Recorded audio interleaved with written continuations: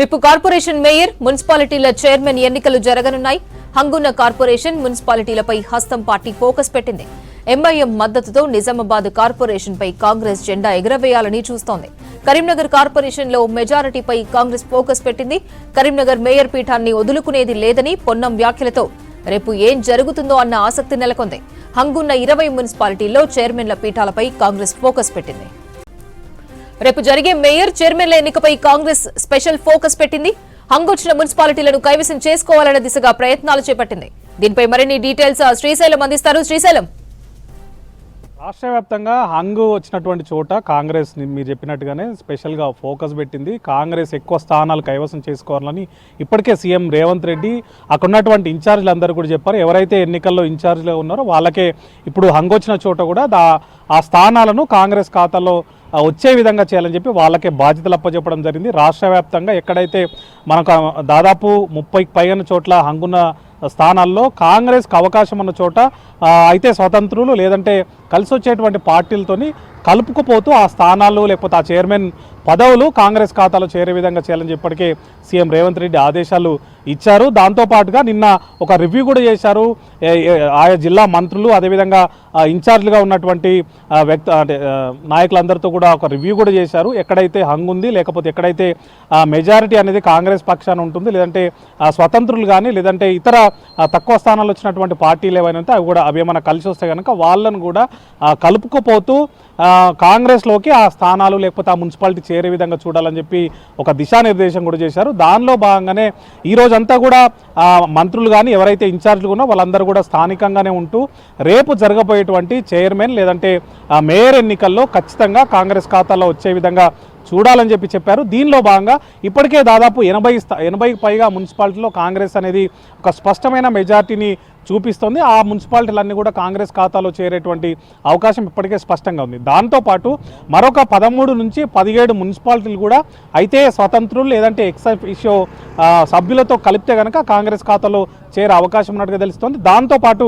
కొన్ని చోట్ల బీఆర్ఎస్ కానీ లేదంటే ఇతర ఎంఐఎం కానీ అదేవిధంగా ఇతర ఏఎఫ్బి కానీ ఇతర పార్టీలకు సంబంధించినటువంటి ఎవరైతే సభ్యులు ఉన్నారో వాళ్ళ మద్దతు కూడా అవసరమైతే తీసుకోవాలని చెప్పిన నేపథ్యంలో వాళ్ళు కూడా ఒకవేళ కాంగ్రెస్కు మద్దతు ఇచ్చే అవకాశం ఉంటే వాళ్ళని కూడా కలుపుకోపోతూ ఆ స్థానాల్లో లేకపోతే ఆ మున్సిపాలిటీను కాంగ్రెస్ ఖాతాలోకి వచ్చే విధంగా అక్కడ ఉన్నటువంటి ఇన్ఛార్జీలు మంత్రులు కానీ లేదంటే అక్కడ ఉన్నటువంటి నేతలు కానీ వాళ్ళందరూ కూడా ప్రయత్నం చేస్తున్నారు. ఇది రేపటికి మనకు తేడతెల్లం అవుతుంది.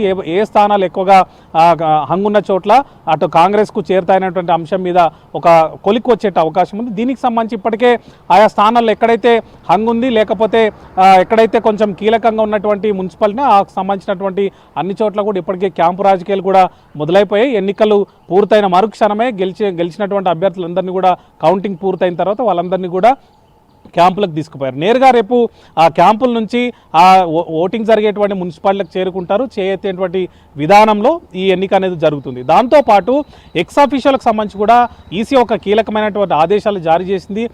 ఎమ్మెల్యే కానీ ఎంపీ కానీ వాళ్ళకు సంబంధించిన కాన్స్టిట్యున్సీకి సంబంధించినటువంటి ఏవైనా కొన్ని వార్డులు కానీ లేకపోతే కొంత భాగం కానీ మున్సిపాలిటీలో లేదంటే కార్పొరేషన్లు ఉంటే వాళ్ళందరూ కూడా నేరుగా ఆ కార్పొరేషన్లు కానీ లేదంటే మున్సిపాలిటీలో కానీ ఓటేసేటువంటి అవకాశం ఉంటుంది. ఎమ్మెల్సీలు కానీ రాజ్యసభ సభ్యులకు కానీ ఈ అవకాశం లేదు.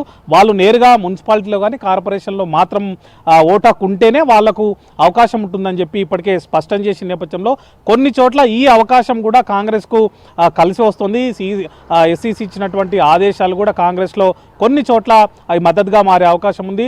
ఎక్స్ అఫిషియో సభ్యుల మద్దతుతోని కొన్ని చోట్ల స్వతంత్రుల మద్దతుతోని ఈ ఆయా మున్సిపాలిటీలు కానీ కార్పొరేషన్లు కానీ కాంగ్రెస్ ఖాతాలో చేరే అవకాశం కనిపిస్తుంది. అయితే రాష్ట్ర వ్యాప్తంగా కూడా అటు కరీంనగర్ కానీ ఇటు నిజామాబాద్ కానీ ఒక ఉత్కంఠను అనేవి కలిగిస్తున్నాయి. ఇప్పటికే కరీంనగర్లో లార్జెస్ట్ పార్టీగా బీజేపీ ఉన్నప్పటికీ కూడా ఇతర స్వతంత్రులు కానీ ఇతర కలిసి వచ్చేటువంటి పార్టీలతో కలుపుకొని కాంగ్రెస్ కూడా అక్కడ పాగా వేసేందుకు ప్రయత్నం చేస్తుంది.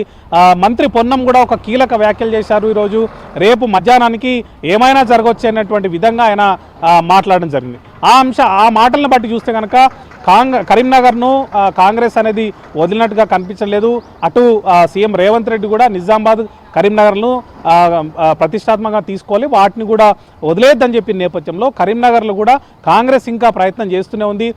ఎవరికి కూడా స్పష్టమైనటువంటి మెజార్టీ లేని నేపథ్యంలో ఖచ్చితంగా ఇతర పార్టీలు అదేవిధంగా స్వతంత్రం కలుపుకొని కాంగ్రెస్ పార్టీ అక్కడ మేయర్ పీఠాన్ని దక్కించుకోవాలనేటువంటి ఉద్దేశంతో ఉంది. అదేవిధంగా నిజామాబాద్లో కూడా ఇప్పటికే బీజేపీ సంబంధించినటువంటి ఎంపీ మేము ప్రతిపక్షంలో ఉంటామని చెప్పి అక్కడ చెప్పినప్పటికి కూడా వాళ్ళు కూడా ప్రయత్నాలు మానుకోలేదు, లేకపోతే మేయర్ పీఠాన్ని కైవసం చేసుకోవాలని ఉద్దేశంతో ఉన్నారన్న నేపథ్యంలో కాంగ్రెస్ కూడా అక్కడ బీఆర్ఎస్ కానీ స్వతంత్రులు కానీ ఎంఐఎం వాళ్ళ పార్టీతో కలిసినటువంటి వాళ్ళందరితో కలిపి మేయర్ పీఠాన్ని దక్కించుకోవాలనేటువంటి ఒక కృత నిశ్చయంతో ఉంది. గతంలో కూడా బీజేపీ లార్జెస్ట్ పార్టీగా ఉన్నప్పటికీ కూడా బీఆర్ఎస్ కాంగ్రెస్ కలిసి అక్కడ కాంగ్రెస్ అదేవిధంగా ఎంఐఎంతో కలిపి అక్కడ బీఆర్ఎస్ ఎంఐఎంతో కలిపి కాంగ్రెస్ మద్దతుని గతంలో అక్కడ మేయర్ పీఠం దక్కించుకుంది. ఈసారి కూడా కాంగ్రెస్ అదే ఫార్ములా అమలు చేసి బీఆర్ఎస్ను స్వల్ప స్థానానికి పరిమితం చేసిన నేపథ్యంలో బీఆర్ఎస్తో పాటు ఎంఐఎం అదేవిధంగా స్వతంత్రంతో కలిపి నిజామాబాద్ స్థానాన్ని ఖాయం చేసుకున్నటువంటి ఒక ప్రయత్నం అయితే జరుగుతోంది. ఇది కాకుండా ఉమ్మడి కరీంనగర్ జిల్లాలో చూసినట్లయితే జగిత్యాలు కానీ మెట్పల్లి కానీ ఇక్కడ కూడా రాజకీయాలు అనేవి ఆసక్తిగా మారిపోయినాయి. క్యాంపు రాజకీయాలకు ఇప్పటికే తరలి నేపథ్యంలో అక్కడ కూడా ఒక ఉత్కంఠ అనేది నెలకొంది. మెట్పల్లికి సంబంధించి ఒక ఆసక్తి అయితే కనిపిస్తుంది. ఇటు కాంగ్రెస్కి సంబంధించినటువంటి ఎమ్మెల్యే సంజయ్ కానీ మాజీ ఎమ్మెల్సీ అదేవిధంగా మాజీ మంత్రి జీవన్ రెడ్డికి సంబంధించి రెండు వర్గాలుగా విడిపోయి పోటీ చేసిన నేపథ్యంలో అక్కడ సంజయ్ వర్గమా జీవన్ రెడ్డి వర్గమా అనేటువంటి ఒక అంశం అయితే కొనసాగుతుంది. అయితే జీవన్ రెడ్డి వర్గం సపోర్ట్ లేకుండానే ఎమ్మెల్యే సంజయ్ స్వతంత్రులు కానీ బీఆర్ఎస్ కానీ ఇతర కలిసి వచ్చేటువంటి పార్టీలతో అక్కడ చైర్మన్ స్థానాన్ని కైవసం చేసుకోవాలనే ఉద్దేశం కనిపిస్తుంది. అదే ఫార్ములాను కూడా అమలు చేస్తున్నట్టు రాయకల్లో కానీ ఇతర చోట్ల కూడా అదే ఫార్ములా కొనసాగుతుంది. జగిత్యాల్లో కూడా అదే అంశం మీద కాంగ్రెస్ అనే ప్రయత్నం చేస్తూ వస్తుంది. ఈ విధంగా ఈ ఉత్తర తెలంగాణనే కాదు దక్షిణ తెలంగాణలో కూడా చాలా చోట్ల కాంగ్రెస్ వచ్చిన చోట కాంగ్రెస్ ఆ స్థానాన్ని కవర్ చేసుకోవాలనేటువంటి ఉద్దేశంతో కనిపిస్తుంది.